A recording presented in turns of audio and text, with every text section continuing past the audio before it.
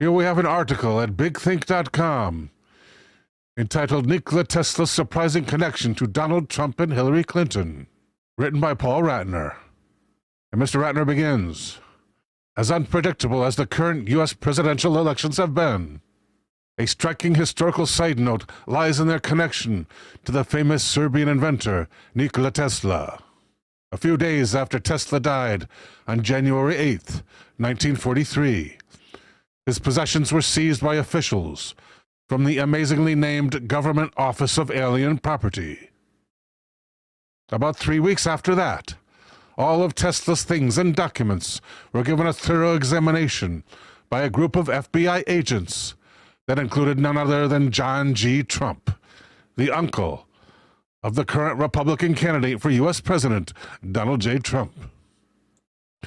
Trump's uncle was, by all accounts, a very accomplished and intelligent man, an MIT professor of engineering, who helped design X-ray machines for cancer patients and did radar research for the Army during World War II. John G. Trump's analysis of Tesla's papers concluded that Tesla's thoughts and efforts during at least the past 15 years were primarily of a speculative, philosophical, and somewhat promotional character.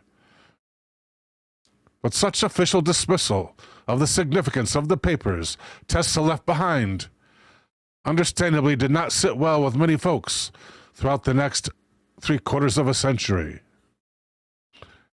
As if the government would be willing to admit it had found plans for, let's say, the death ray upon which Tesla was working in the last years of his life.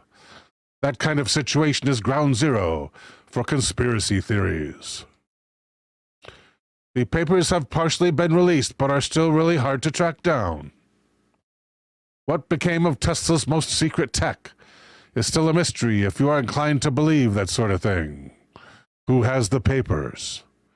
Did Tesla really develop the death ray? Donald Trump himself often refers to his uncle, invoking John Trump's intelligence as a sort of voucher for his own genetic and historical pedigree. Trump once said in an interview, according to the New Yorker magazine, "My uncle used to tell me about nuclear before nuclear was nuclear." This would likely be referring to hydrogen bombs rather than the first nuclear bombs, as Trump was born in 1946, after the atomic age was already upon us. Trump also recalled to the Times how his uncle would tell him many years ago about the power of weapons, and that someday the destructive force of these weapons would be so massive, it would be a scary world. End quote.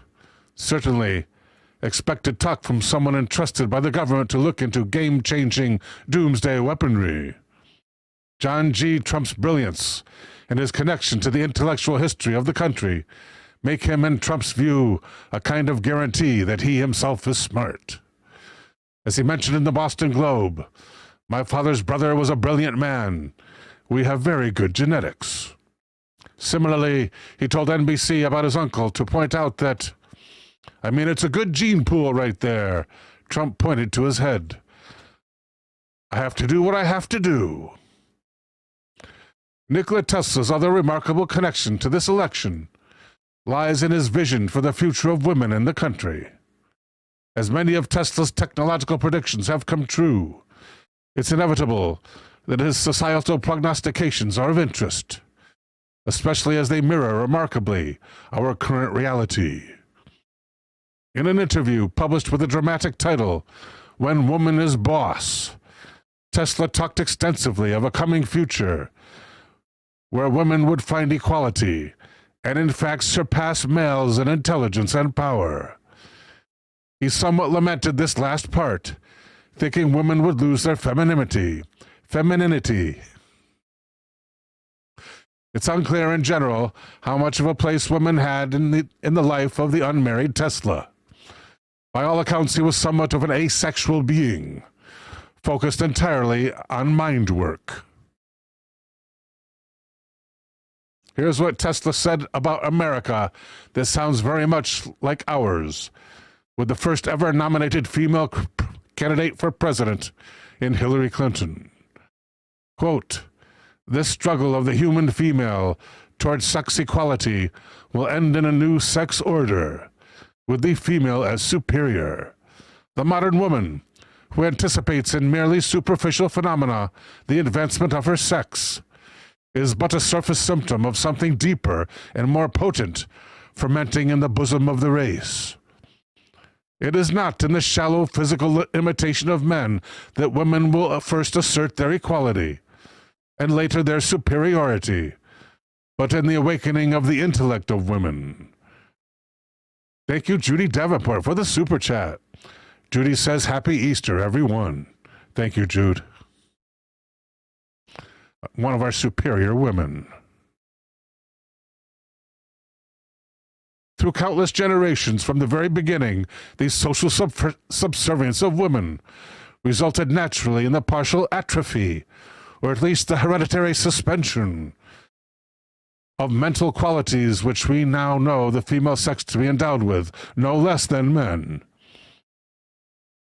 The female mind has demonstrated a capacity for all the mental acquirements and achievements of men, and as generations ensue, that capacity will be expended. The average woman will be as well educated as the average man, and then better educated. For the dormant faculties of the brain will be stimulated to an activity that will be all the more intense and powerful because of centuries of repose. I guess an interesting theory that because women have been relaxing in their brain power for so many years, which I don't really ascribe to, I think they've been using that quite well. That will ensure that they will all the more succeed in the future in increasing of that same power. And the quote continues, "Women will ignore precedent and startle civilization with their progress.